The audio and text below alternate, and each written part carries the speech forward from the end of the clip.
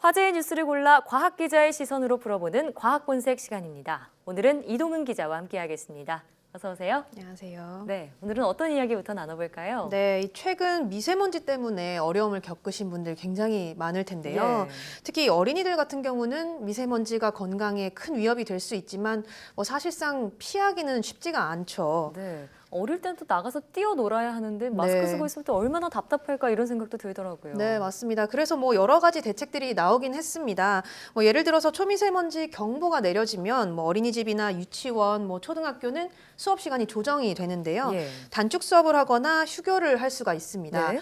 중고등학교의 경우도 사실상 실외에서 하는 수업이 금지된다고 봐야 되는데, 하지만 이런 조치가 내려진다고 해도 이 실제 현장에서 적용되는 데는 아직까지도 어려움이 굉장히 많다고 합니다. 그래요. 그럼 비상조치가 발령이 돼도 막상 휴교를 하거나 단축 수업을 내리는 학교는 많지 않다는 얘기네요. 네, 맞습니다. 아무래도 1년에 채워야 하는 수업 시간들이 정해져 있기 때문인데요. 예. 이 초등학교 선생님들께 직접 물어봤습니다. 이 밖에서 하는 체육 수업을 취소한 경우는 사실 96%가 넘어서 굉장히 많았는데, 네. 하지만 정작 휴교령이 내려지거나 단축 수업을 한 적이 있냐라고 물었더니 거의 없었다라는 아. 답변을 했다고 합니다. 실제로 이 92% 이상의 초등학교가 이런 휴교라든가 단축 예. 수업 등의 조치를 취하지는 않은 것으로 나타났는데요. 이 미세먼지 특별법에 따라서 지자체가 권고할 수는 있지만 네. 정작 학교들은 서로 눈치만 보다가 결국은 정상적으로 수업을 다 진행을 한 거죠. 네, 아무래도 이런 비상저감 조치가 내려진 지 얼마 안 됐기 때문에 또 학교에서는 어떤 판단을 내려야 할지 모르는 부분도 네. 있을 것 같은데요. 그래도 아이들이 이렇게 미세먼지에 무방비로 노출되면 안 될 거 아닙니까? 네. 좀 어떤 대처 방안이 있을까요? 아무래도 이 환기 시설을 구축을 하고 이 예. 공기 정화 시설을 갖춰야 되는데 그중에서 대표적인 것이 바로 공기청정기겠죠. 예. 가정에서도 요즘은 필수적으로 하나씩은 다 쓰고 계실 텐데 학교도 예외는 아닙니다. 네. 그런데 이 공기청정기가 효과가 진짜 있을까 하시는 분들이 아직 많을 것 같아요. 네, 공기청정기만으로 미세먼지를 완전히 막을 걸 네. 기대하기 좀 힘들 것 같아요. 네, 그래서 이 국내 연구팀이 직접 조사를 한번 해봤습니다. 예. 이 서울과 광주 지역 6개 학교를 대상으로 9종의 공기청정기의 이 미세먼지 감소 효과를 측정을 해봤는데요. 결론부터 말씀을 드리자면 이 교실 크기의 한 1.5배 용량 공기청정기 한 대를 썼을 때 초미세먼지는 60% 이상, 미세먼지는 54에서 많게는 61% 정도 낮아지는 것으로 나타났습니다. 그러면 일단 공기청정기를 켰을 때 일단 미세먼지 저감 효과는 나타난 네. 건데 지금 미세먼지와 초미세먼지 두 개를 좀 구분해서 말씀해 주셨어요. 네. 차이가 있나 봐요. 네, 그렇습니다. 먼저 우리가 초미세먼지라고 부르는 PM2.5는 예. 주로 외부의 영향을 많이 받는 것으로 나타났습니다. 예. 보통 이 교실 안의 농도가 바깥 농도의 한 59에서 70% 수준인 것으로 나타났는데 특히 학생들이 밖에 나갔다 오는 쉬는 시간이나 점심시간 직후에 이 교실 안에 초미세먼지 농도가 가장 높았습니다. 예. 특히 지어진 지 오래된 학교일수록 교실 밖의 초미세먼지 농도가 비교적 높아졌는데요. 그러다 보니까 이 실내 환경에도 영향을 많이 주는 것으로 나타났습니다. 네. 이와는 조금 다르게 일반 미세먼지, 그러니까 조금 입자가 큰 PM10의 경우는 예. 학생들의 실내에서 활동이 더 큰 영향을 주는 것으로 조사가 됐는데요. 네. 초미세먼지와는 달리 오히려 교실 안의 농도가 바깥보다 45%까지 높게 나타나는 것으로 조사가 됐습니다. 예.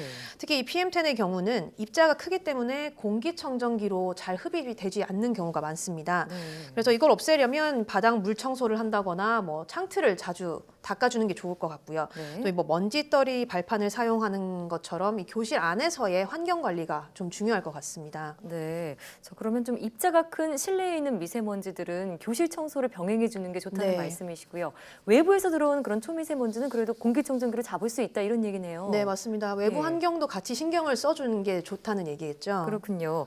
어쨌든 일반 교실에 공기청정기를 설치하는 게 효과가 있다 이렇게 볼 수 있겠군요. 네, 물론 설치하는 게 좋습니다. 예. 그렇지만 이 일반적인 환기 장치와 함께 설치를 해서 번갈아 가면서 쓰는 게 아무래도 가장 좋다고 하는데요. 네. 미세먼지를 잡는 데는 이 공기청정기가 효과적이지만 이산화탄소나 유해가스를 처리하는 데는 이 환기 장치가 꼭 필요하다고 합니다. 예. 실제로 이렇게 두 방법을 번갈아 쓰게 되면 이 전력 소비를 40%까지 줄이면서 한 가지 장치를 계속 쓰는 것보다 훨씬 네. 더 경제적으로 이 공기 정화 효과를 높일 수 있다고 합니다. 그렇군요. 초미세먼지를 잡는 건 물론이고 경제적이기까지 하다고 네. 하니까요. 학교 선생님들 뭐 공기청정기를 비롯해서 환기청지까지 함께 병행해서 트는 그런 노력을 하시면 좋을 것 같고요. 네. 자, 다음 소식으로 넘어가 볼까요? 네, 뭐 이제 날씨가 풀리면서 봄나물 좀 생각나지 않으세요? 네, 아, 저도 좀 봄나물 좋아하는데. 그렇죠. 네, 마트나 뭐 시장에 가도 봄나물 한참 팔고 있더라고요. 예. 그런데 이제 혹시 몸에 해로운 물질은 없을까 이렇게 아직도 좀 우려를 하시는 분들이 있었습니다. 네, 예전에 한번 과학본색에서 봄나물 좀 잘못 먹으면 네. 중금속 걸릴 수도 있다, 중금속 섭취할 수 있다 네. 이런 얘기를 함께 전해주셔서 좀 걱정했던 적이 있는데 또 좀 문제가 없는 건가요? 안타깝게도 예. 이 식품의약품안전처가 봄나물 450여 건을 조사를 해봤습니다. 그런데 이 가운데서 한 7건이 기준치 이상의 농약을 함유하고 있다 이렇게 발표를 했습니다. 기준치 이상의 농약이 나왔다고요? 네, 그렇습니다. 이 조사 대상은 뭐 우리가 흔히 먹는 봄나물 종류들인데 시중에서 판매되는 나물 330여 건과 이 도로변 등에서 자란 야생 봄나물 예. 120여 건인데요. 이 가운데 뭐 아주 일부의 미나리와 돌나물, 냉이 등에서 이 기준치를 초과한 농약 성분이 나왔다고 합니다. 네. 물론 이 해당 나물들은 폐기 조치를 하고요. 생산자들한테는 처벌이 내려졌다고 하니까 우리가 직접 먹을 위험은 없을 걸로 보입니다. 네, 그런 점은 다행인데 네. 물론 뭐 농사 지을 때 농약을 아예 안 치고 농사를 지을 수는 없겠지만 네. 기준치를 초과한 그런 농약이 검출됐다는 좀 걱정입니다. 봄나물을 건강하게 먹으려면 어떻게 해야 할까요? 네, 먼저 이 봄나물은 생으로 먹을 수 있는 것과 데쳐 먹어야 하는 것 두 가지로 나눠볼 수 있습니다. 예. 먼저 이 생으로 먹을 수 있는 나물은 달래나 뭐 더덕, 돌나물, 쓴바귀 등이 있는데요. 네.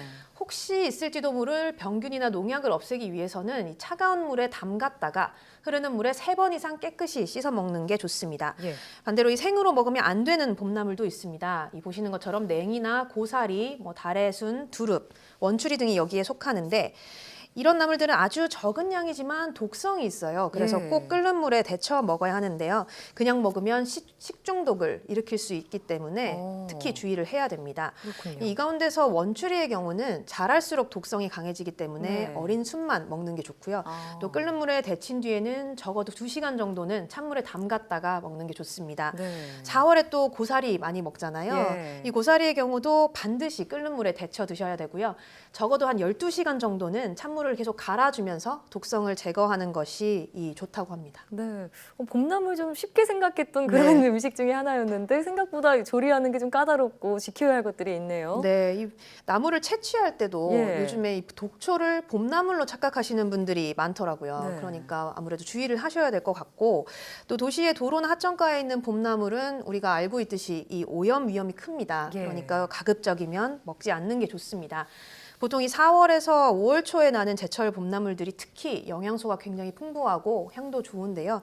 이 맛은 물론 건강하게 먹는 방법 함께 지켜주시면 좋을 것 같습니다. 네, 저도 고사리나 두릅 정말 좋아하는데 네. 이 봄나물 종류에 따라서 먹는 방법 정말 주의를 해야겠다는 생각이 네. 드네요. 오늘 말씀 잘 들었습니다.